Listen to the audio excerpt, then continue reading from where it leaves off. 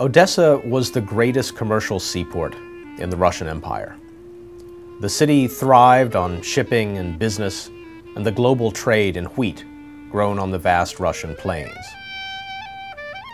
When Mark Twain visited in the 1860s, he said that the city reminded him of America, a place on the move, reinventing itself year after year, a city of cafes and creativity. In Mark Twain's day, the population was a quarter Jewish. It would rise to a third Jewish by the time of the Second World War. As a center for Jewish art, music, and culture, as well as for Zionism, Odessa was a place where Jews could be secure in their traditions and optimistic about the future. But all that changed during the Second World War. Odessa was occupied not by Nazi Germany, but by one of Germany's allies, Romania, a country led by the wartime dictator Ion Antonescu.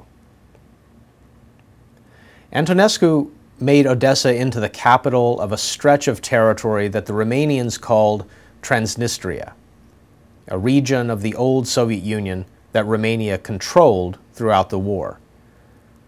The civilian administration there was headed by a former professor named Gheorghe Alexianu. One of his tasks was to empty Odessa of its Jews. His government ordered the mass killing of Jews in 1941, and over the next 3 years set up a string of camps and ghettos to which Odessa's Jewish community was deported. At the beginning of the war, there were around 200,000 Jews in Odessa, but when the Soviet army returned in the spring of 1944, they found 48 left. Not 48,000, but 48 people.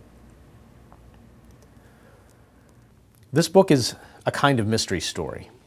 It's about how one of Europe's great multicultural cities, a place of optimism and light, became the heart of darkness in the 20th century.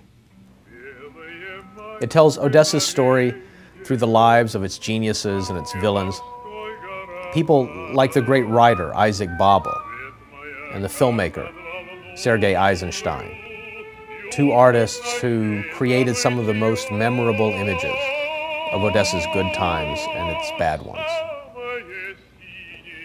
It also traces how Odessa recreated itself in new places, such as in Brighton Beach, Brooklyn, or Little Odessa, as it's often called today. It's not the story of the rise and fall of a city, so much as a story about how great cities in general have a kind of immortality to them. They're survivors, and they produce people who become experts in remaking themselves, generation after generation.